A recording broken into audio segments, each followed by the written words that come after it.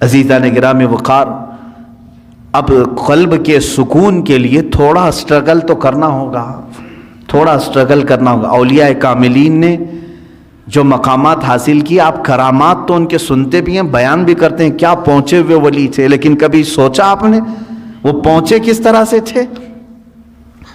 ان کی ٹھوکروں میں مردوں کا زندہ کرنا اللہ نے رکھ دیا، ان کو طاقت و قوت اتنی عطا کی کہ اللہ رب العزت نے ان کے لیے پوری کائنات کشادہ کر دی کہ میرے بندے تو جہاں چاہے جس طرح چاہے زندگی گزار، جو تجھے چاہے وہ حاصل کر لے۔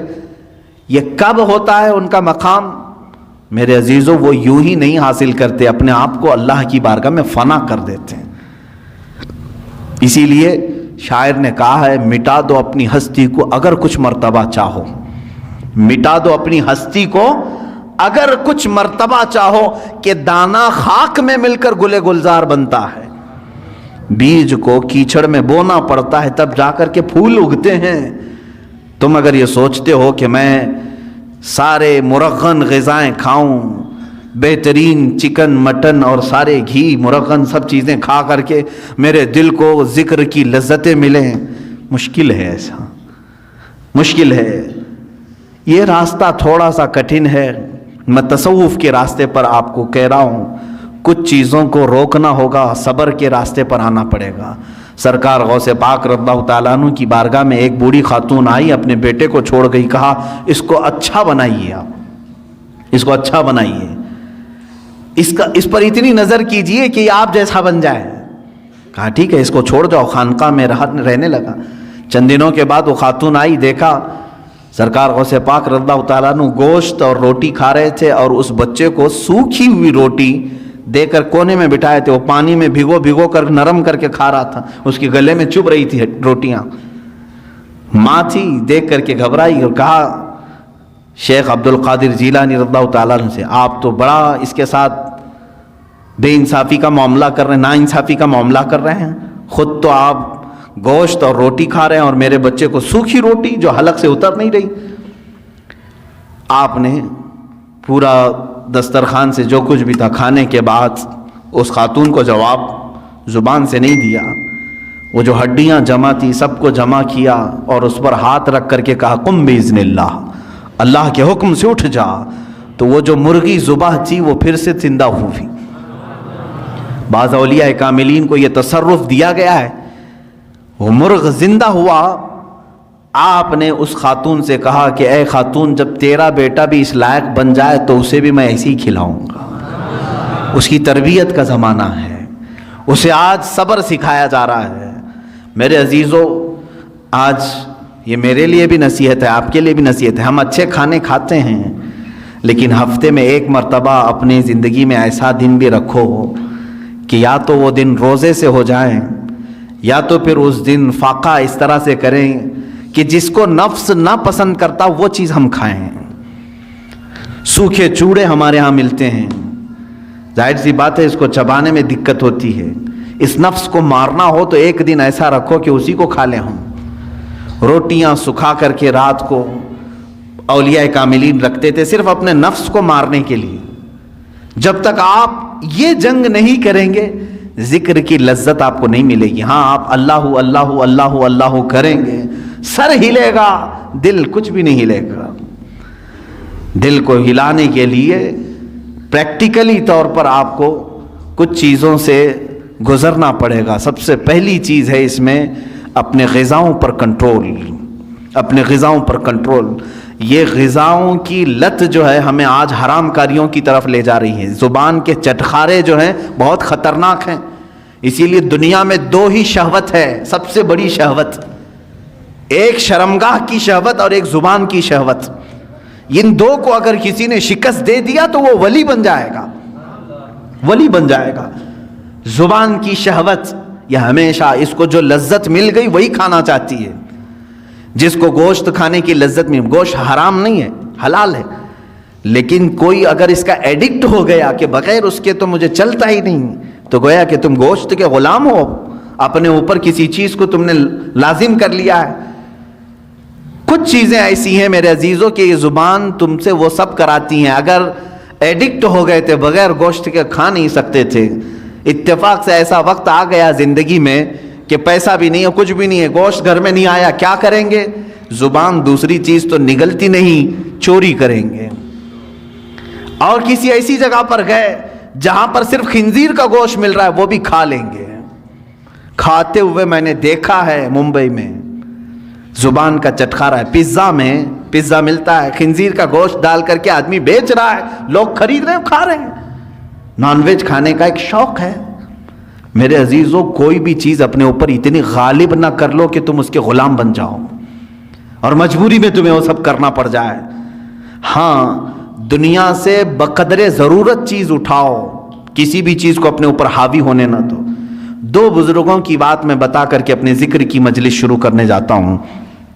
ایک ہیں سیدنا ابو بکر شبلی رضی اللہ تعالیٰ عنہ، سیدنا جنید بغدادی رضی اللہ تعالیٰ عنہ کے خلیفہ مجاز، مرید صادق۔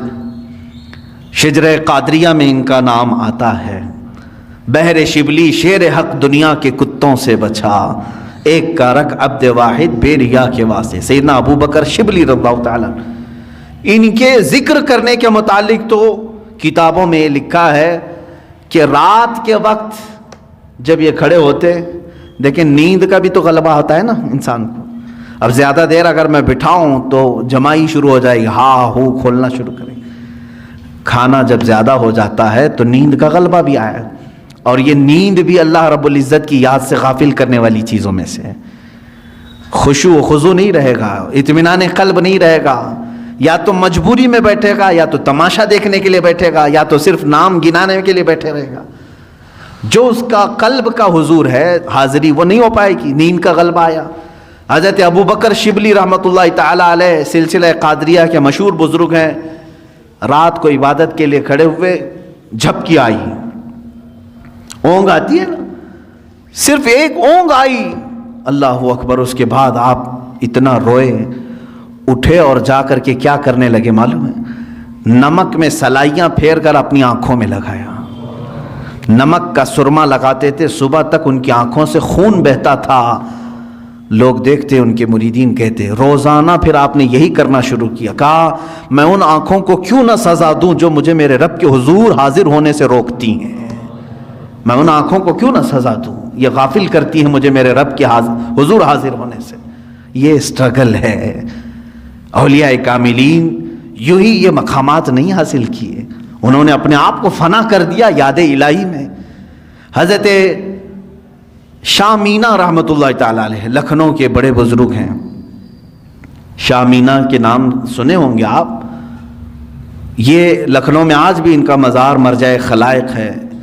ان کی سیرت میں نے پڑھا، رات کو یہ عبادت کے لیے کھڑے ہوتے اگر ذکر کے لیے تو یوں نہیں، نرم قالین ہے، اے سی لگی ہوئی ہے، پنکھے چل رہے ہیں، ماربل کی دیواریں ہیں، ہم آرام سے بیٹھ کر کے اللہ کا ذکر کریں، آرام سے بیٹھ کر کے ہم تقریریں سنیں، نہیں۔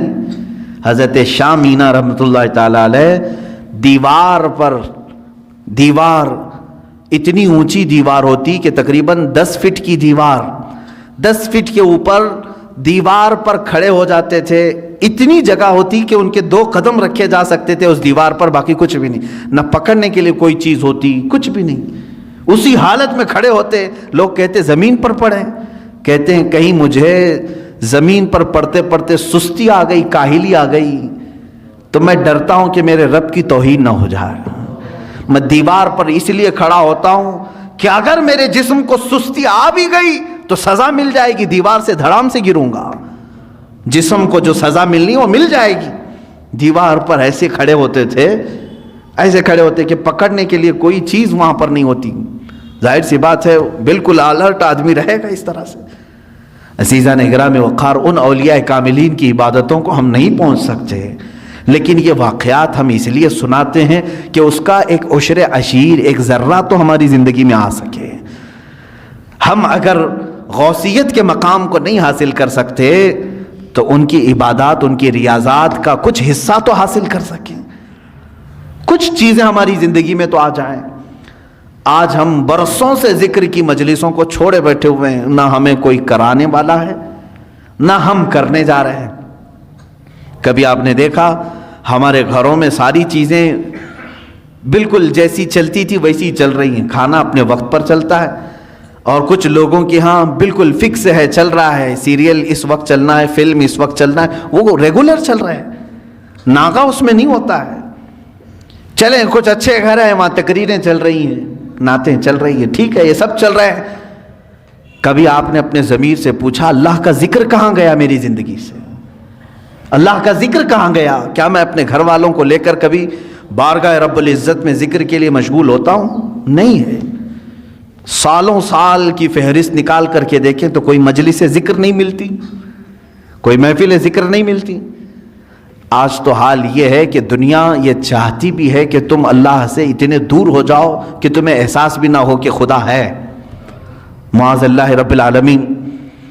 مجھے آج ہی اس بات کا احساس بھی ہو رہا تھا، ممبئی کے ہمارے بچے آئے ہوئے ہیں، 6 مہینے کے بعد آج انہوں نے جمعہ کی نماز پڑھی اس طرح سے مجمع میں۔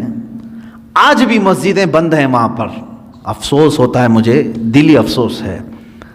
جس مسجد کا میں خطیب ہوں، امام ہوں، اس مسجد کو بھی آج تالا لگا ہوا ہے، 4 یا 5 لوگ نماز کے لیے حاضر ہوتے ہیں۔ میں یہ بات کیوں کہہ رہا ہوں معلوم ہے؟ باقی سارے لوگ جو وہاں پر ہیں اتنا عرصہ بغیر رب ذوالجلال کی بارگاہ میں گئے گزارا نہ، تو اب دل سخت ہو گئے، اب دلوں میں کالک پڑ گئی، مہریں لگنے کا وقت آ گیا۔ مسجد کے پاس سے گزر جاتے ہوں گے، اندر جانے کا خیال بھی نہیں آتا ہوگا۔ ہاں میں سب کی بات نہیں کر رہا ہوں، کچھ کو تو دل دکھتا بھی ہوگا، اندر جائیں کیسے، میرے مولا کے حضور اپنی پیشانیاں کیسے ٹیکیں۔ عزیزان گرامی وقار، سیدنا ابراہیم بن ادھم رضی اللہ تعالیٰ عنہ فرماتے ہیں مجھ سے دنیا پوری چھین لی جائے میں کسی پر واویلا نہ کروں گا، لیکن اگر میرے لیے اللہ کی کسی مسجد کا دروازہ بند ہو گیا تو میری موت ہے۔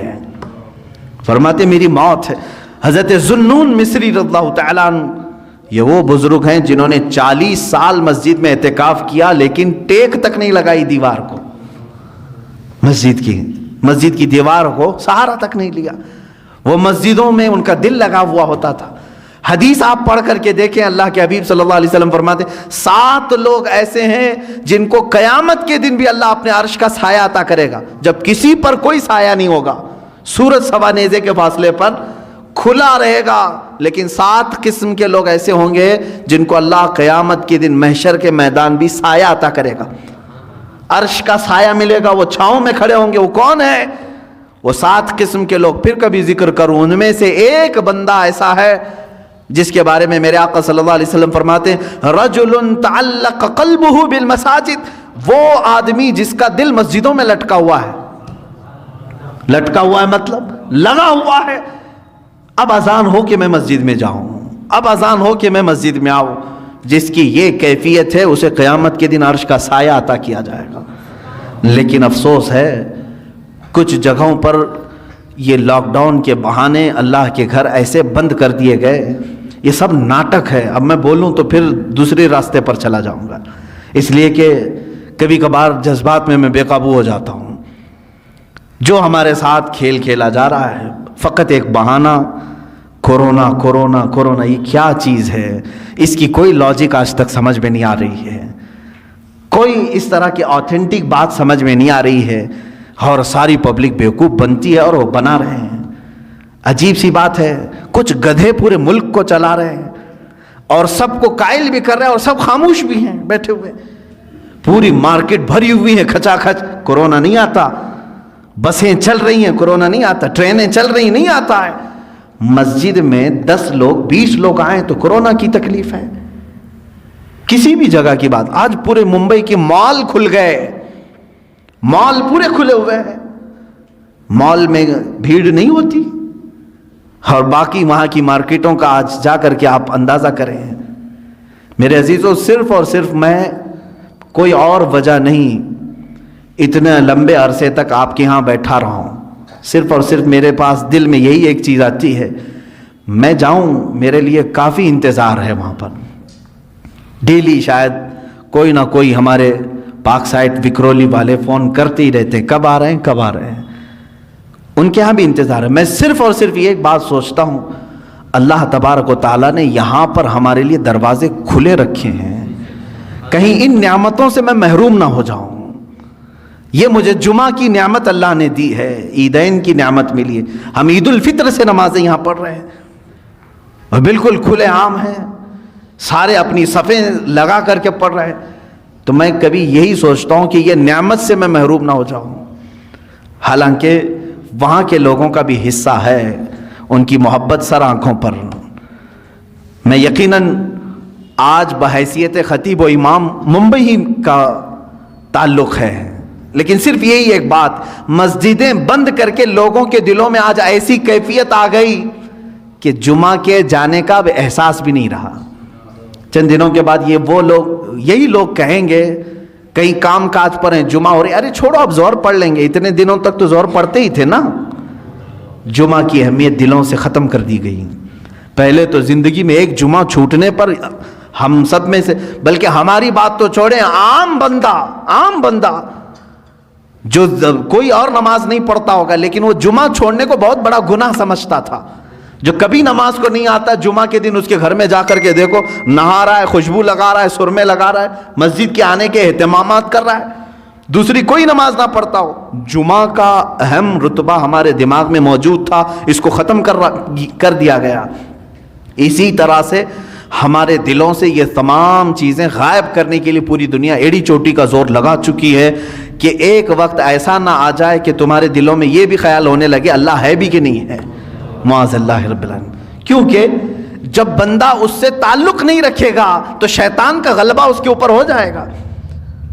شیطان کا غلبہ اس کے اوپر ہو جائے گا اور وہ دماغ میں یہی چیزیں ڈالے گا، کہاں ہے کوئی خدا، کہاں ہے کوئی معبود جس کی عبادت کرنی ہے، سب تو نارمل ہے، ساری دنیا جی رہی ہے. معاذ اللہ رب العالمین. اللہ تعالیٰ ایسی نحوستوں سے ہمیں محفوظ رکھے.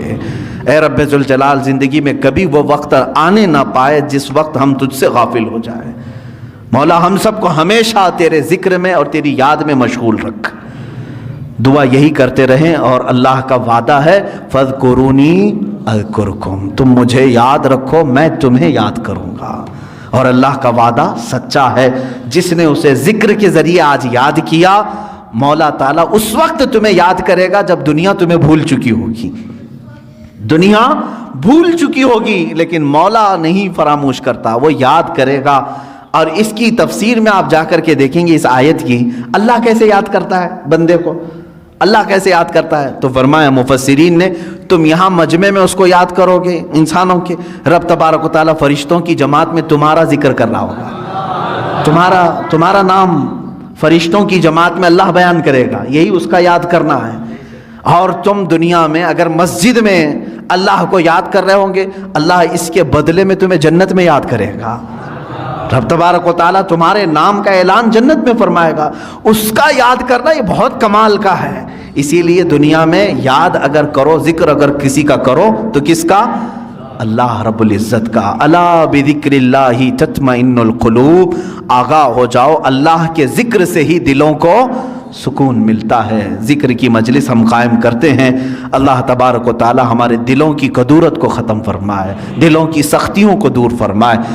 ہمارے آنکھوں میں اللہ تعالیٰ سرور عطا فرمائے، ہماری زبانوں میں نور عطا فرمائے، ہمارے قلب کو، ہمارے ذہن کو وسوسوں سے محفوظ فرمائے، اور ہمیشہ اپنے ذکر پر قائم رکھے، اپنے ذکر پر ہی ہماری موت عطا فرمائے.